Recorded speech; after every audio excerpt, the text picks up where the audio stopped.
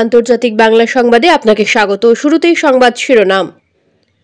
ক্ষমতা নেওয়ার আগেই ভারতকে যে বার্তা দিলেন ইউনূস। রয়টার্সের প্রতিবেদন, সেনাবাহিনীর যে বার্তায় পালিয়ে যান শেখ হাসিনা। স্বরাষ্ট্র মন্ত্রণালয়ের স্টিকারযুক্ত গাড়িতে বস্তা ভর্তি টাকা উদ্ধার হলো যেভাবে। অন্তর্বর্তীকালীন সরকারে কাদের রাখা উচিত, মত দিলেন আজহারী। আলোচিত আয়নাঘর কি, যে কারণে অনির্দিষ্টকালের জন্য ভারতীয় ভিসা সেন্টার বন্ধ। কেন ভারতীয় বাংলাদেশের মতো পরিস্থিতি হতে পারে, কংগ্রেস নেতা। বিস্তারিত প্রতিবেদনে যাওয়ার আগে অনুরোধ করব, চ্যানেলটি সাবস্ক্রাইব করুন এবং আপনি কোন জেলা থেকে আমাদের এই ভিডিওটি দেখছেন তা কমেন্ট করে জানিয়ে দিতে ভুলবেন না। ক্ষমতা নেওয়ার আগেই ভারতকে যে বার্তা দিলেন ইউনূস। নোবেল বিজয়ী অধ্যাপক ডক্টর মোহাম্মদ ইউনূস বলেছেন, বাংলাদেশের জনগণ ভারতের প্রতি ক্ষুব্ধ। ভারতকে তার নীতি পরিবর্তনের আহ্বান জানিয়েছেন তিনি। ভারতের গণমাধ্যম এবিপি লাইভে দেওয়া এক সাক্ষাৎকারে আহ্বান জানান শান্তিতে নোবেলজয়ী এই অধ্যাপক। ইউনূস বলেন, ভারত শেখ হাসিনার প্রতিটি নির্বাচনে কারচুপি করার পদ্ধতিকে সমর্থন করেছে, আর এই জন্যই বাংলাদেশের জনগণ ভারতের প্রতি ক্ষুব্ধ। আমরা চাই না ভারত আমাদের শত্রু হোক, আমরা সবচেয়ে কাছের বন্ধু হতে চাই। তাই ভারত তার নীতি পরিবর্তন করুক। তিনি বলেন, বাংলাদেশের ভবিষ্যৎ সুরক্ষিত করার একমাত্র সমাধান হলো গণতন্ত্রে ফিরে যাওয়া। তিনি চান দেশে অবাধ ও সুষ্ঠু নির্বাচন হোক, শেখ হাসিনার আমলে যেটি দীর্ঘকাল ধরে হয়নি। ছাত্র আন্দোলনের বিষয়ে ভারতের ভূমিকায় অসন্তোষ জানিয়ে ডক্টর ইউনূস বলেন, বাংলাদেশের প্রতিবেশী হয়েও ছাত্র আন্দোলনের বিষয়টিকে ভারত বাংলাদেশের অভ্যন্তরীণ বিষয় বলে অভিহিত করেছে। নরেন্দ্র মোদী সরকার এমন একজনকে সমর্থন করেছে যিনি মানুষের গণতান্ত্রিক অধিকার হরণ করেছেন। তিনি বলেন, আমি খুবই আহত হয়েছিলাম যখন ভারত ছাত্র আন্দোলনকে বলল এটা বাংলাদেশের অভ্যন্তরীণ বিষয়, আমরা এই বিষয়ে কিছু করতে পারবো না। আমরা কিন্তু তখন সারা বিশ্বের কাছে অনুরোধ জানিয়েছিলাম, বাংলাদেশের নিরীহ ছেলেদের তাদের সরকারি গুলি করে মারছে, আমাদের সাহায্য করুন। ভারত না করে দিল। তিনি বলেন, পুরো বিষয়টিতে ভারতের নীরবতা বাংলাদেশি জনগণকে ক্ষুব্ধ করেছে। নয়াদিল্লি শেখ হাসিনার কাজের বিরুদ্ধে কোনো সরকারি অবস্থান নেয়নি। এক প্রশ্নের জবাবে ডক্টর ইউনূস বলেন, আপনার প্রতিবেশীর বাড়িতে আগুন লাগলে আপনি বলতে পারেন না যে এটি তাদের অভ্যন্তরীণ ব্যাপার। এতে যদি আমাদের ক্ষতি হয় তাহলে তা আপনাকেও আঘাত করবে, কারণ বাংলাদেশে যদি বিশৃঙ্খলা হিংসা ছড়ায় তাহলে তা সীমান্ত জুড়ে ছড়িয়ে পড়বে, এটা তখন আটকানো যাবে না। প্রিয় ভালোবাসার দর্শক, বাংলাদেশের প্রধানমন্ত্রী হিসেবে কাকে দেখতে চান? আপনার মূল্যবান মতামত কমেন্ট করে জানিয়ে দিন। এদিকে আরেকটি আলোচিত নিউজ হচ্ছে রয়টার্সের প্রতিবেদন, সেনাবাহিনীর যে বার্তায় পালিয়ে যান শেখ হাসিনা। ছাত্র ও জনতার বিক্ষোভের মুখে পদত্যাগ করে ভারতে পালিয়ে গেছেন সাবেক প্রধানমন্ত্রী শেখ হাসিনা। সোমবার অনেকটা হঠাৎ করে ক্ষমতা ছেড়ে চলে যেতে হয় তাকে। এর আগে তাকে বাংলাদেশ সেনাবাহিনী জানিয়ে দেয় তারা প্রতিবাদ বিক্ষোভকারীদের বিরুদ্ধে আর দমন পীড়ন চালাতে পারবে না। এতেই তার ভাগ্য নির্ধারণ হয়ে যায়। বাংলাদেশ ছাড়ার আগের রাতে সেনাপ্রধান তার জেনারেলদের নিয়ে একটি মিটিং করেন। সেখানে সিদ্ধান্ত হয় কারফিউ বাস্তবায়ন করতে গিয়ে সাধারণ মানুষের ওপর সেনারা আর গুলি ছুড়বে না। ওই মিটিং এর বিষয়ে জানেন এমন দুজন সেনা কর্মকর্তা এ তথ্য জানিয়েছেন বার্তা সংস্থা রয়টার্সকে। রয়টার্সের প্রতিবেদনে বলা হয়, সিদ্ধান্তের পরই সেনাপ্রধান জেনারেল ওয়াকারুজ্জামান ছুটে যান গণভবনে। তিনি শেখ হাসিনাকে এই বার্তা দেন যে তিনি যে লকডাউন আহ্বান করেছেন তা বাস্তবায়নে অক্ষমতা প্রকাশ করেছেন তার সেনারা। ভারতীয় একজন কর্মকর্তা ওই তথ্য জানিয়েছেন। এতে মেসেজ ক্লিয়ার হয়ে যায়, তা হলো হাসিনার পক্ষে সেনাবাহিনীর আর কোনো সমর্থন নেই। এতে আরো বলা হয়, সেনাবাহিনীর শীর্ষ পদের কর্মকর্তাদের অনলাইন মিটিং এবং তারপর শেখ হাসিনাকে যে বার্তা দেওয়া হয়েছে সে বিষয়ে এর আগে আর কোনো রিপোর্ট প্রকাশ হয়নি। শেখ হাসিনা 15 বছর যেভাবে শাসন করেছেন তাও উঠে আসে। বিন্দুমাত্র ভিন্ন মত পোষণ করেন এমন ব্যক্তির বিরুদ্ধে ব্যবস্থা নিয়েছেন তিনি। এসবের কারণে বিশৃঙ্খল পরিস্থিতির সৃষ্টি হয়, আর আকস্মিকভাবে সোমবার তার ইতি ঘটে। তিনি পালিয়ে চলে যান ভারতে। এর আগে দেশ জুড়ে কারফিউ দেওয়া হয়, তাতে রবিবার কমপক্ষে 91 জন নিহত, কয়েকশো মানুষ আহত হন। জুলাই ছাত্রদের নেতৃত্বের প্রতিবাদ বিক্ষোভ শুরুর পর এটাই ছিল সবচেয়ে ভয়াবহ প্রাণহানির দিন। সেনাবাহিনীর মুখপাত্র লেফটেন্যান্ট কর্নেল সামিউদ্দৌলা চৌধুরী নিশ্চিত করেছেন রবিবার সন্ধ্যার আলোচনার বিষয়ে। তিনি বলেছেন, এটা ছিল নিয়মিত মিটিং, সেখানে আপডেট নিয়ে আলোচনা হয়েছে। ওই মিটিং এ সিদ্ধান্ত গ্রহণের বিষয়ে বাড়তি প্রশ্ন করা হলে তিনি বিস্তারিত জানাতে অস্বীকৃতি জানান। এ বিষয়ে শেখ হাসিনা বা তার ছেলে সজীব ওয়াজেদ জয়ের কোনো মন্তব্য পাওয়া যায়নি। রয়টার্স এসব নিয়ে 10 10 জন মানুষের সঙ্গে কথা বলেছেন যারা বিষয়টি সম্পর্কে জানেন।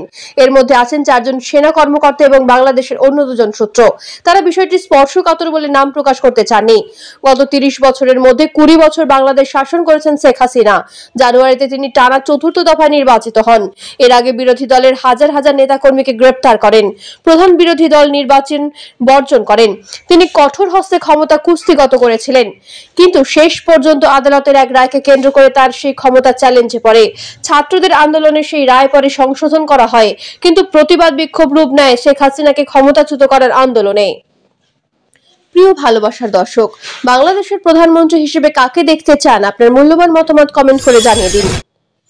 অন্যদিকে আরেকটি গুরুত্বপূর্ণ নিউজ হচ্ছে, স্বরাষ্ট্র মন্ত্রণালয়ের স্টিকারযুক্ত গাড়িতে বস্তা ভর্তি টাকা উদ্ধার হলো। যেভাবে 1 বস্তা টাকা সহ রাজধানীর উত্তরায় এক ব্যক্তিকে আটক করেছে ছাত্র জনতা। বুধবার বিকেল 3:30 হাউস বিল্ডিং এলাকায় ঢাকা ময়মনসিংহ সিগন্যালে আটক করা হয় গাড়িটিকে, যার নম্বর ঢাকা মেট্রো ঘ 151581। ফারদিন নামের এক ছাত্র জানান, গাড়ির ভেতর বস্তা দেখতে পেয়ে সন্দেহ হয়। পরে আমরা সেটি খুলে টাকা দেখতে পেয়ে গাড়িটিকে আটক করি। সরেজমিন গিয়ে দেখা যায় গাড়িতে থাকা মাসুদ আলম নামের একজনকে আটক করে উত্তরা টাউন কলেজে ঘিরে রেখেছে ছাত্ররা। শেষ খবর অনুযায়ী বিকেল 4:50 স্থানটিকে সেনাবাহিনী প্রবেশ করে ওই ব্যক্তিকে জিজ্ঞাসাবাদ করেছে। অপরদিকে গাড়ির চালক পালিয়েছে বলে জানিয়েছে ছাত্ররা। উত্তরা টাউন কলেজের প্রশাসনিক কর্মকর্তা সাখাওয়াত হোসেন যুগান্তরকে বলেন, গাড়িতে স্বরাষ্ট্র মন্ত্রণালয়ের স্টিকার রয়েছে।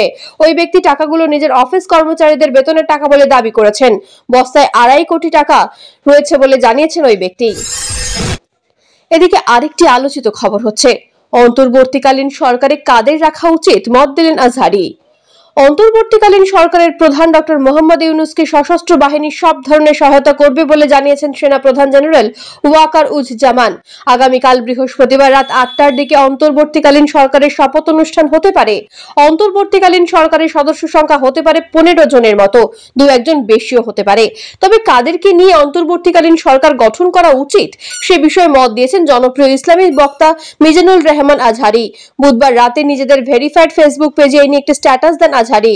সেখানে তিনি লেখেন, আমি চাই যারা ইনসাফ প্রতিষ্ঠা করতে চায় এবং ব্যক্তিরা অন্তর্বর্তীকালীন সরকারে আসুক, সেটা ইসলামপন্থী হোক বা সেকুলার হোক, that's not the big deal right now, we require justice. Azhari আরও লেখেন, ইনসাফ প্রতিষ্ঠিত রয়েছে এমন একটি সমাজ ব্যবস্থায় যোগ্য ইসলামপন্থীরা নিজেদের আরো মেলে ধরতে পারবেন, আরো জনপ্রিয় হয়ে উঠবেন ইনশাআল্লাহ। আগামী নির্বাচনে হয়তো সেটার প্রতিফলন আমরা দেখতে পাবো। ইবনে তাইমিয়ার একটি কথা আমার খুব পছন্দের। তিনি বলেন, ইনসাফ এবং কুফর একসঙ্গে থাকা সম্ভব, কিন্তু জুলুম এবং ঈমান একসঙ্গে থাকতে পারে না। এদিকে আরেকটি নিউজ হচ্ছে, আলোচিত আয়নাঘর কি? শেখ হাসিনার পতনের পর আয়নাঘর আবার আলোচনায় উঠে এসেছে। সেখান থেকে ইতোপূর্বে 3 জন বন্দী মুক্তি পেয়েছেন। গত 2 দিন রাজধানীর কচুক্ষেতে আওয়ামী লীগ সরকারের আমলে গুম হওয়া মানুষের খোঁজে ভিড় জমাচ্ছে স্বজনরা। বাংলাদেশের প্রতিরক্ষা বাহিনীর কাউন্টার টেরোরিজম ইন্টেলিজেন্স ব্যুরো দ্বারা পরিচালিত একটি গোপন আটক কেন্দ্রের নাম আয়নাঘর। ধারণা করা হয় এখানে কমপক্ষে 16টি কক্ষ রয়েছে, যেখানে একসঙ্গে 30 বন্দী রাখার ক্ষমতা রয়েছে। আয়নাঘরটি বাংলাদেশের ঢাকা সেনানিবাস এলাকায় অবস্থিত বলে ধারণা করা হয়। সুইডেন ভিত্তিক স্বাধীন নিউজ পোর্টাল নেট্রো নিউজের একটি অনুসন্ধানী হুইসেল ব্লোয়ার প্রতিবেদন প্রকাশ করে যে অভিযোগ করা হয় যে বাংলাদেশের কর্মকর্তারা আয়নাঘরে বলপূর্বক গুমের শিকারকে আটক ও নির্যাতন করছে। সুইডেন ভিত্তিক নিউজ পোর্টাল গোপন কারাগারের সম্ভাব্য অবস্থানও প্রকাশ করেছে, যেখানে বলপূর্বক গুমের শিকার ব্যক্তিদের বাংলাদেশে রাখা হয়েছে বলে ধারণা করা হয়। প্রতিবেদনটি বলপূর্বক গুমের শিকার 2 ব্যক্তি হাসিনুর রহমান এবং শেখ মোহাম্মদ সেলিমের অন দ্য রেকর্ড অ্যাকাউন্টের উপর ভিত্তি করে তৈরি করা হয়েছে, যারা বলেছেন যে তাদের ঢাকার কেন্দ্রস্থলে অবস্থিত কারাগারের ভিতরে রাখা হয়েছিল। অন্যদিকে আরেকটি খবর হচ্ছে, যে কারণে অনির্দিষ্টকালের জন্য ভারতীয় ভিসা সেন্টার বন্ধ। অস্থিতিশীল পরিস্থিতির কারণে পরবর্তী নির্দেশনা না দেওয়া পর্যন্ত সব ভারতীয় ভিসা সেন্টার বন্ধ থাকবে। বুধবার ভারতীয় ভিসা সেন্টার তাদের ওয়েবসাইটে এক বার্তায় তথ্য জানিয়েছেন। এতে বলা হয়, অস্থিতিশীল পরিস্থিতির কারণে পরবর্তী নির্দেশনা না দেওয়া পর্যন্ত সব আইভিএস বন্ধ থাকবে। পরবর্তী আবেদনের তারিখ ক্ষুদ্রে বার্তার মাধ্যমে জানানো হবে এবং পরবর্তী কার্যদিবসে পাসপোর্ট সংগ্রহ করার জন্য অনুরোধ করা হচ্ছে। কোটা সংস্কার আন্দোলনকে কেন্দ্র করে বিরাজমান পরিস্থিতির কারণে বুধবার পর্যন্ত সব ভারতীয় ভিসা সেন্টার বন্ধ ছিল। এদিকে আরেকটি নিউজ হচ্ছে, কেন ভারতেও বাংলাদেশের মতো পরিস্থিতি হতে পারে? কংগ্রেস নেতা সম্প্রতি বাংলাদেশে বৈষম্য বিরোধী ছাত্র আন্দোলনের জেরে ছাত্র জনতার গণঅভ্যুত্থানের শেখ হাসিনার সরকারের পতন হয়েছে। বাংলাদেশের মতো এমন অভ্যুত্থান ভারতেও ঘটতে পারে বলে মন্তব্য করেছেন ভারতের সাবেক কেন্দ্রীয় মন্ত্রী ও কংগ্রেসের নেতা সালমান খুরশিদ। মঙ্গলবার একটি বই প্রকাশ অনুষ্ঠানে যোগ দিয়ে কংগ্রেস নেতা এই মন্তব্য করেন। এরপরই তার মন্তব্য ঘিরে দেশটিতে ব্যাপক বিতর্ক শুরু হয়েছে। সালমান খুরশিদ সে সময় বলেন, কাশ্মীরে সবকিছু স্বাভাবিক মনে হতে পারে এখানকার সবকিছুই স্বাভাবিক। আমরা হয়তো বিজয় উদযাপন করছি, যদিও কিছু মানুষ বিশ্বাস করে সেই বিজয় বা 2024 সালের সাফল্য খুব বড় ছিল না, সম্ভবত আরো অনেক কিছু করা দরকার। মূল বিষয় হলো এখানে গভীর কিছু একটা রয়েছে। এরপরই তিনি বলেন, বাংলাদেশে যা ঘটছে তা এখানেও ঘটতে পারে। দেশে ছড়িয়ে পড়া বিক্ষোভ প্রতিবাদকে যেভাবে বাধা দেওয়া হয়েছে, সেই একই বিষয়ে বিস্ফোরণ ঘটতে পারে বাংলাদেশে। এখানেও বাংলাদেশের মতো পরিস্থিতি তৈরি হতে পারে। এদিকে সালমান খুরশিদ এই মন্তব্যের তীব্র নিন্দা জানিয়েছেন বিজেপি নেতারা। তারা তাকে নৈরাজ্যবাদী নেতা হিসেবেও আখ্যায়িত করেছেন। বিজেপি নেতা শাহজাদ পুনাওয়ালা বলেছেন, কংগ্রেস পার্টি বলেছে বাংলাদেশ ইস্যুতে তারা ভারত সরকারের পাশে দাঁড়িয়েছে, কারণ এটি কোনো রাজনৈতিক ইস্যু নয় এবং এটি নিয়ে কোনো রাজনৈতিক করা উচিত নয়। তবে তাদের